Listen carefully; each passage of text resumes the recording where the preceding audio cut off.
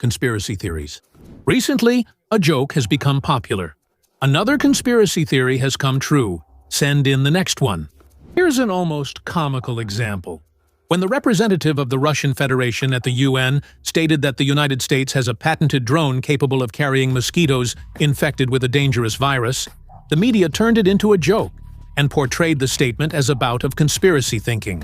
But just recently, a classified Pentagon document revealed that the U.S. tested infected insects as potential biological weapons in the late 1950s. As part of Project Bellwether, the military studied how infected mosquitoes could spread infections through bites in hot and desert climates. These mosquitoes carry dengue, yellow fever, chikungunya, and the Zika virus. Let's spice up this topic with another piece of news that at first glance seems like a ridiculous conspiracy joke. A new project has started at the Wuhan Institute of Virology. This time, researchers are feeding mosquitoes blood containing a vaccine based on a platform where the live vesicular stomatitis virus replaces a gene with the target antigen. For example, Ebola. The virus multiplies inside the insect, reaches the salivary glands, and the mosquito turns into a flying syringe when it bites. Or if a bat simply eats such a mosquito, the vaccine reaches its target. Target pathogens, rabies and Nipah virus. Basically, they're preparing mosquitoes that vaccinate. Admit it, if you have a vivid imagination, you can take this idea to all kinds of extremes. From a simple coincidence to an apocalypse straight out of science fiction movies. COVID, intelligence agency conspiracies, bankers, chemtrails, a secret government, presidential assassinations, and, of course, Epstein's files. There has been no shortage of speculation and rumors about all sorts of things. We've talked about some of them in previous episodes of our channel. For example, the Epstein files. Or that true power isn't held by those in expensive suits at the podium. Reality is a bit more complicated, and we covered some of the details in our big documentary film, Masters of the World, Who Really Runs the World. Clans, families, secret organizations, they're all there. The link will be in the description. Watch it before or after this video. Maybe something in your worldview will fall into place. And in this episode, we'll look at conspiracy theories that are so fundamental, it seems that if we accept them, the world as we know it would no longer exist, and alternative interpretations of events will make even the most hardened skeptic think. So, let's get started. September 11th. Even before his second presidency, Donald Trump stated that if he were re-elected to the highest office, he would be ready to declassify materials about the assassination of John Kennedy, September 11th, as well as the Jeffrey Epstein case. As we can see, the Epstein files were indeed published to some extent. But as for September 11th, the disclosure never happened. The official version of what happened stated, 2 Boeing planes belonging to American Airlines were hijacked by Arab terrorists and, within a few minutes of each other, were directed at the twin high-rise buildings of the New York Trade Center. After some time, both buildings collapsed, and more than 3,000 people died under the rubble.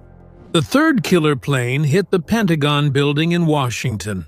The fourth Boeing, whose passengers allegedly tried to neutralize the terrorists, lost control and crashed near Shanksville, Pennsylvania, not reaching its intended target, the White House or Congress. The American administration stated that the organizers of this monstrous crime were Osama bin Laden and his organization, Al-Qaeda. This became a turning point in American politics and military strategy, and almost a pivotal moment in the development of humanity, which became a hostage to international terrorism.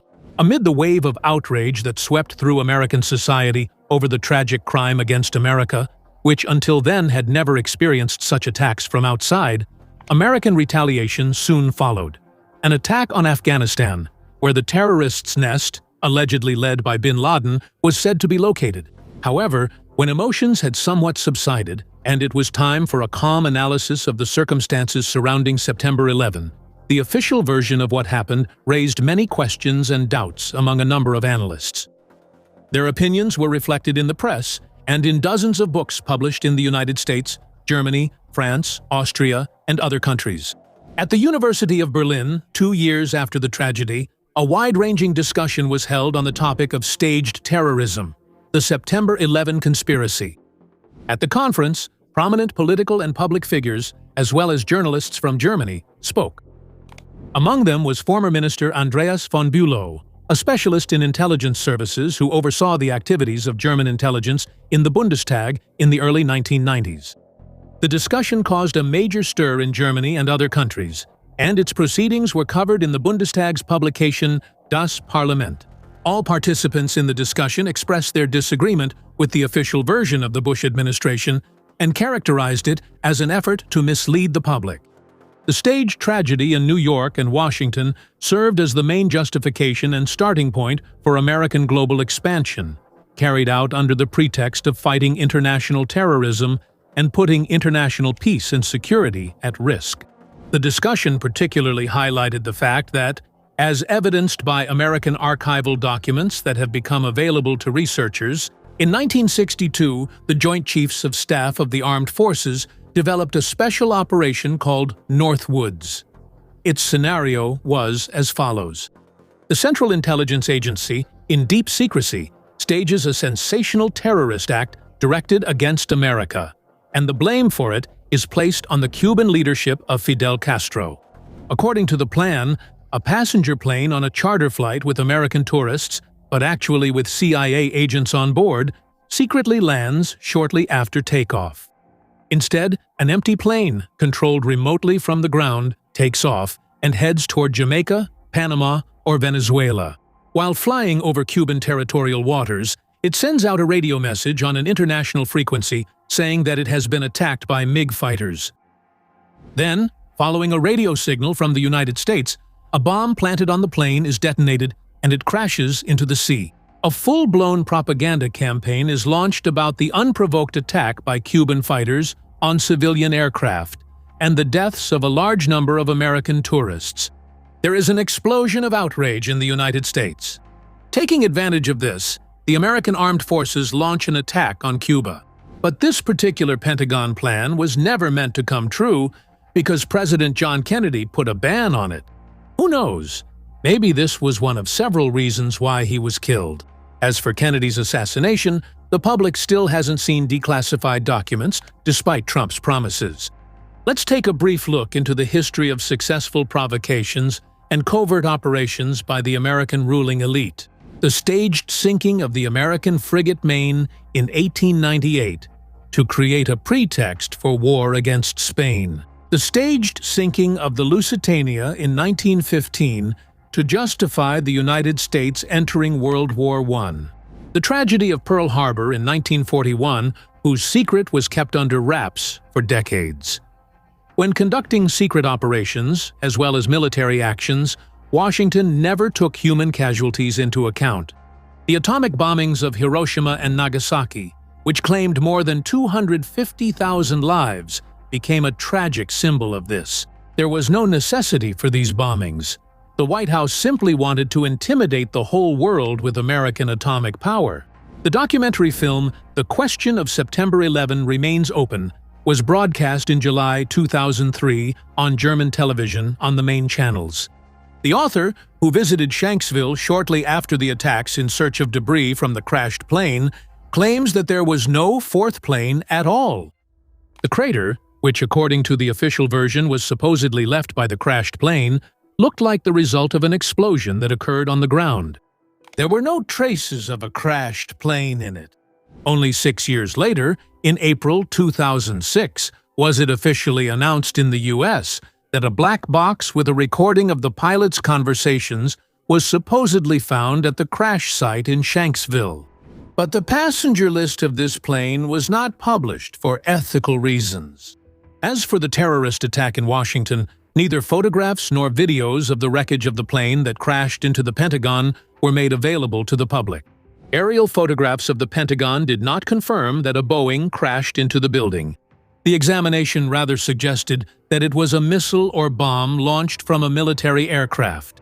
At the same time, it should be noted that no building in the world is guarded as closely as the Pentagon, which has its own early warning system and missile defense. Neither the recordings of the communications of the crews of the planes, hijacked by terrorists, nor the results of the decoding of their black boxes were provided. In October 2007, a letter signed by 160 scientists and specialists from the United States was published, in which they collectively rejected the official interpretation of the September 11 terrorist attack and accused the U.S. intelligence agencies of carrying out the attack. In 2009, the chairman of the Committee on Foreign and Defense Policy of the Japanese Parliament, Yukihisa Fujita, published a book titled September 11 in Question. The book's subtitle was Discussion in the Japanese Parliament.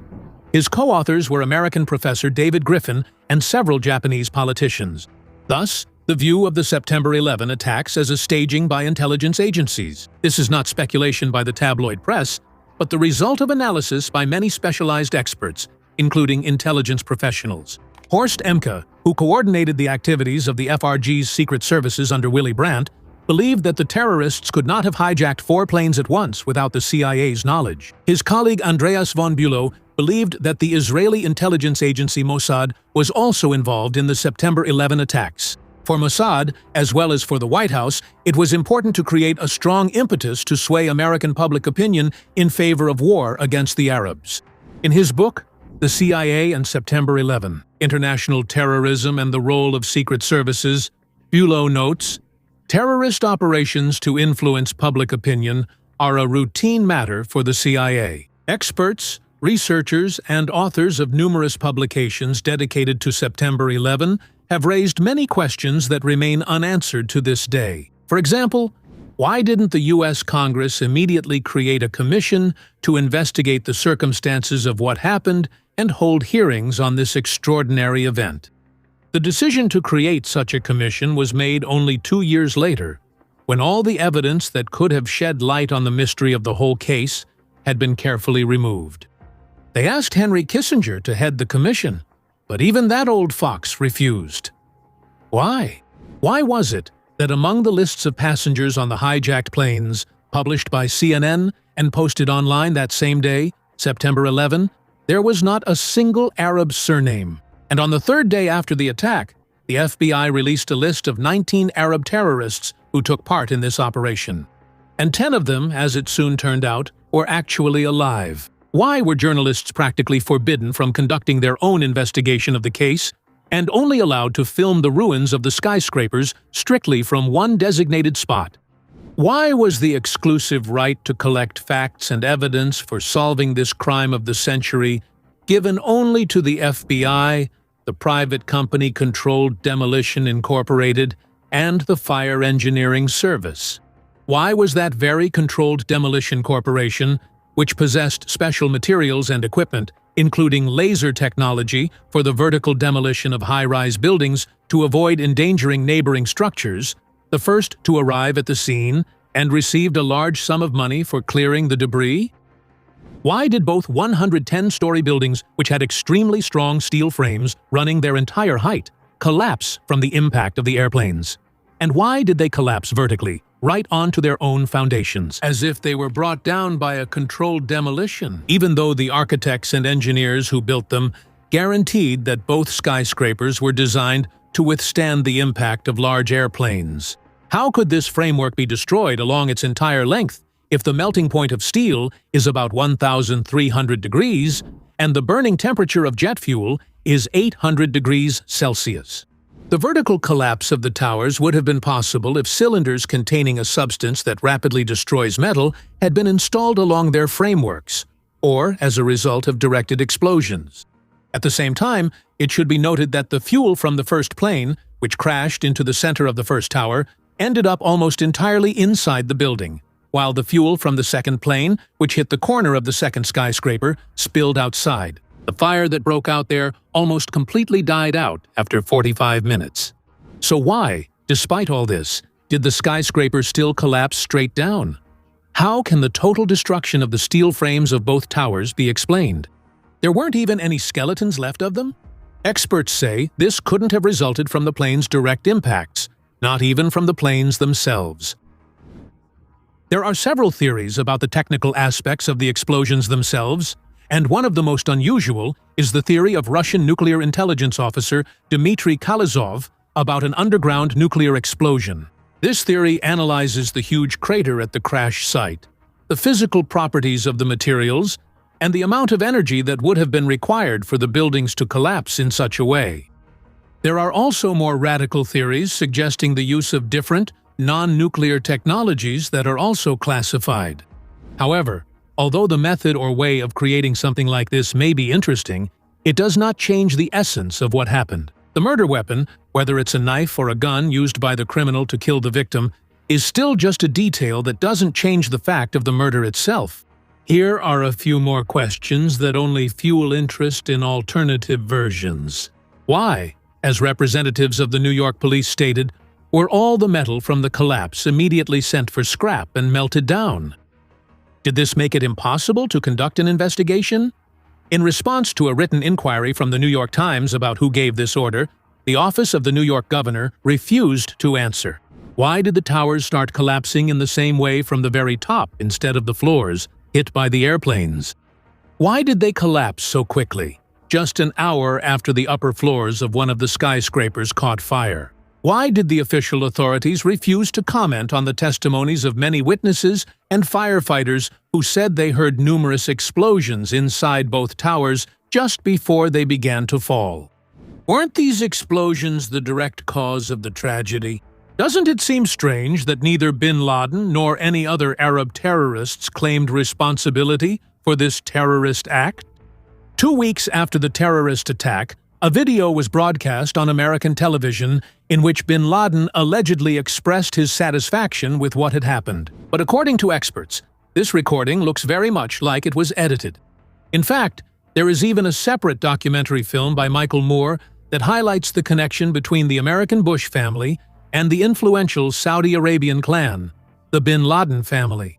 To put it briefly, at the time of the tragedy, they were friends and had been running a major joint business for several decades. The American company Silverstein and the Israeli company Lavi pay attention. 6 weeks before the tragic events, they insured both buildings of the Trade Center for more than $3 billion. The amount exceeds what was spent on the construction of both towers. The total amount of insurance payouts as a result of the terrorist attack reached a record sum of $70 billion. How did the United States respond to these questions? President George Bush made a brief statement. "We must tell the truth about terror. We will never tolerate brazen conspiracy theories and malicious lies regarding the September 11th attacks. Their goal is to distract attention from the terrorists." And before the invasion of Afghanistan, the world media reported that the U.S. government sent a secret dossier to the governments of other countries, which contained something so important that, from then on, every single country at the official level never dared to deviate from the official version, not even by a single word. Now that we've seen it's literally possible to silence the entire world, let's look at the second global topic that's forbidden to discuss internationally: Fukushima. The first to speak about man-made disasters in Japan was the former head of the Asia-Pacific Bureau of Forbes magazine, Benjamin Fulford. When he interviewed Japan's Minister of Finance, Koji Omi, in 2007, Omi revealed that a group of American oligarchs was threatening his country with artificial earthquakes, forcing Japan to hand over control of its financial system. 2 days after the interview, the largest nuclear reactor on Japan's main island of Honshu became the epicenter of 2 earthquakes, with a magnitude of 6.5. After that, Koji Omi, who had served as Minister of Finance for less than a year, resigned without any official explanation. All of this can be considered far-fetched conspiracy theory, and Benjamin Fulford can be seen purely as an American eccentric. But what about these facts? In 2011, right after the explosions at Fukushima, China made a statement that Japan had conducted an unsuccessful nuclear bomb test. Following this statement, certain scientific experts from France and Germany confirmed it. They mentioned a nuclear explosion in the area of the earthquake's epicenter, but the others stayed silent. At the same time, the explosion was at the epicenter of the earthquake, and the French and Germans even detected a release of cesium-137. This is an extraordinary event and a very serious statement. 3 major countries, and no discussion. A nuclear incident was also recorded in Russia. For the first time in many years, an alarm sounded at the Institute of Nuclear Physics in the Novosibirsk Akademgorodok. The Institute's Radiation Safety Service detected an increase in radiation levels on the Institute's grounds. The natural background level was exceeded by a factor of 3.7. It turned out that the source of the radiation was the atmosphere itself. These suspicions were dispelled only after analyzing satellite data in collaboration with the Rhine Institute for Environmental Problems at the University of Cologne. And they gave an even more astonishing result. The source of the radiation was Japan, the disaster at the Fukushima 1 nuclear power plant. The radioactive clouds with cesium-137, however, did not come from the east, but from the west, making almost a full circle around the Earth, passing over the Pacific Ocean, the United States and Canada, the Atlantic Ocean, Europe, and the Urals. A more detailed analysis of the satellite data produced yet another unexpected result. The source of the radiation was not at the Fukushima 1 plant at all. It was located dozens of kilometers east of the coast of Japan, in the Pacific Ocean. Moreover, it coincided with the epicenter of the most devastating earthquake in recent years, which caused the tsunami that resulted in numerous casualties and destruction in Japan. The tsunami deserves a separate mention. There are also issues with this phenomenon. If you judge by the spread of the waves, the source of the tsunami in this case was a single point. But this is very rare with underwater earthquakes. As a rule, during an earthquake, a fairly large area of the Earth's surface generates the waves, as a result of which the tsunami wave has a very wide front. As a result of this earthquake, however, the wave front was quite narrow, which indicated its local, almost point-like source near the coast of Japan. The theory of a nuclear explosion at sea in the Fukushima area is also supported by the analysis of seismograms. The illustration shows typical seismograms of a nuclear test and an earthquake. During a nuclear test in an area with low seismic activity, there is one powerful jolt and weak, rapidly fading subsequent vibrations. That's how it was, for example, during the nuclear device test in India in May 1998. During a typical earthquake, relatively weak tremors are observed at first, gradually intensifying and reaching maximum amplitude only after some time. During a nuclear explosion in a seismically active zone, these two processes overlap. First, there is a powerful jolt from the nuclear explosion, followed by prolonged oscillations of the Earth's surface. In the case of the Fukushima earthquake, it is quite telling that the magnitude of this earthquake was 9, which exactly corresponded to the power of a 100 to 200 megaton explosion. It gets even more interesting. The behavior of the Japanese themselves also seemed strange. They shut down the reactors, which then melted down from residual heat. Without going into the details of the recovery process, they were unable to start the diesel generator to cool the system for 2 days, even though this is a simple and basic action in such a situation. You just need to lay a cable and start the diesel generators, but this wasn't done. It seems logical to accept the official version that the nuclear power plant was flooded with water.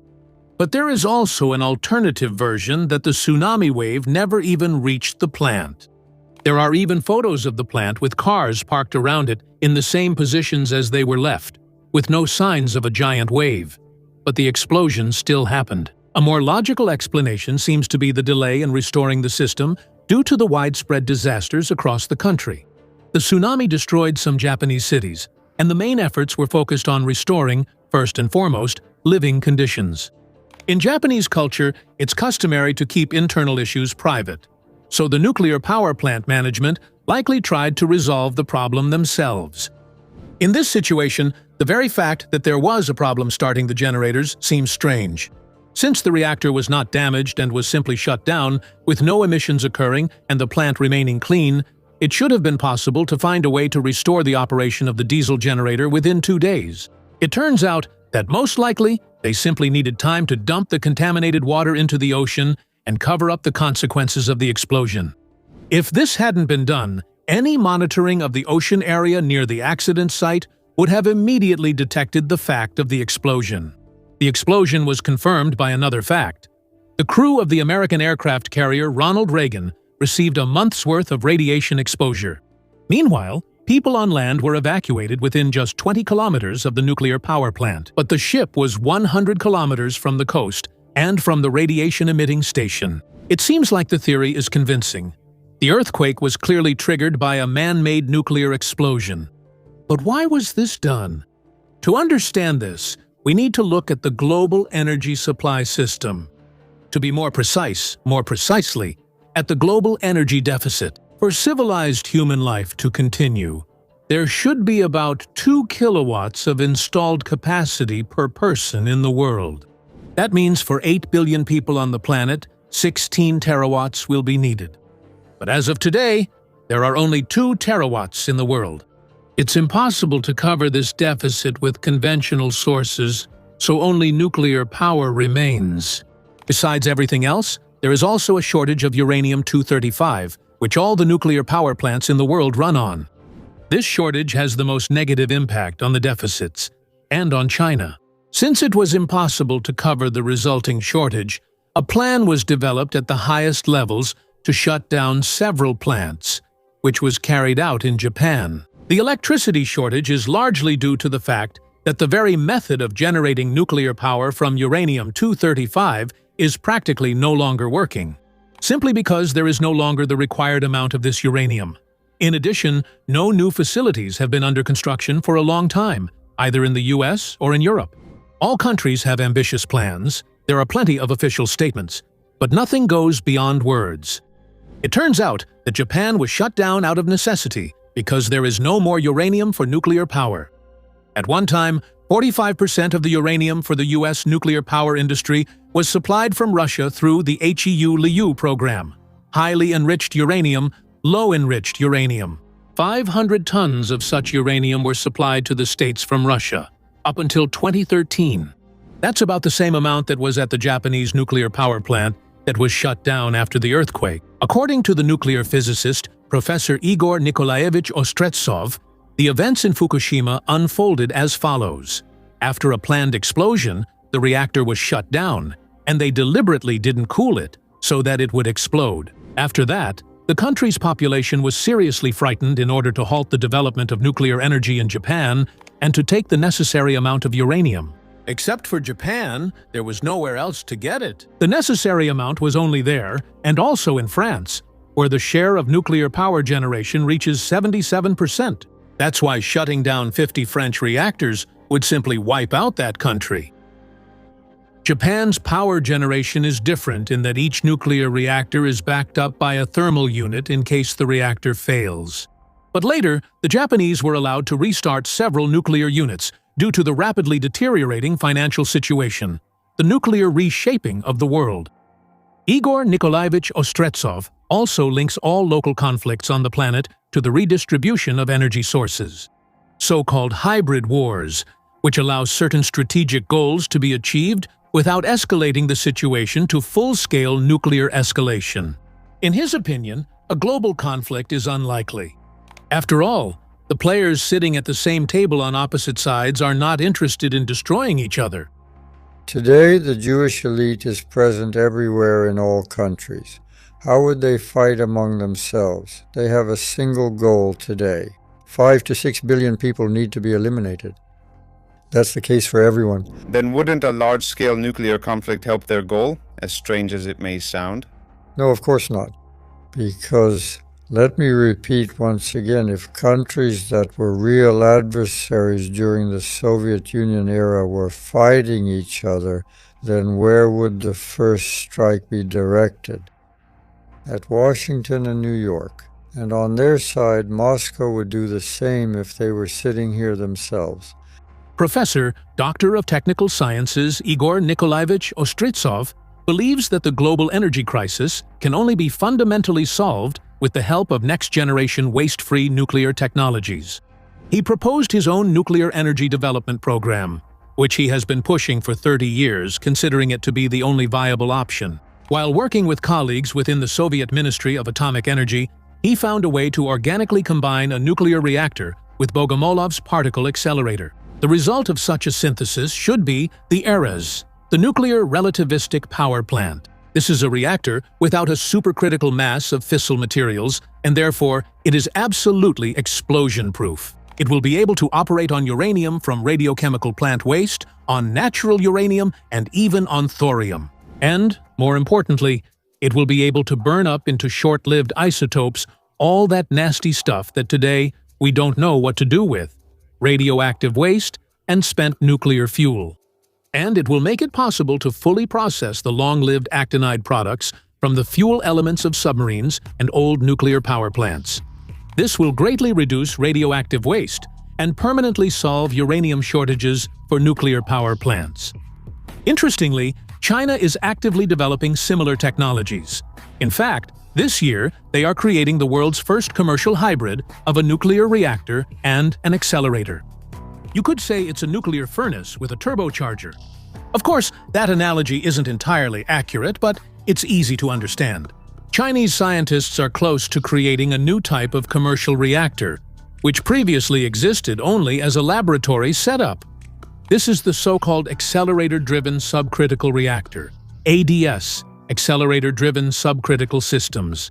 There are no conditions for a self-sustaining nuclear fission reaction in its core. It is initiated by an external flow of protons or other particles accelerated to sublight speeds, knocking neutrons out of the remnants of the fuel. But our country chose a different path. A fourth-generation nuclear power system is taking shape, including the use of fast neutron reactors and MOX fuel. Igor Ostretsov believes that the use of MOX fuel leads to a dead end, because fast reactors have a breeding ratio, the ratio of fuel created to fuel burned, of less than 1, and this approach will not increase the role of nuclear power. There have also been issues with the operation of foreign breeder reactors.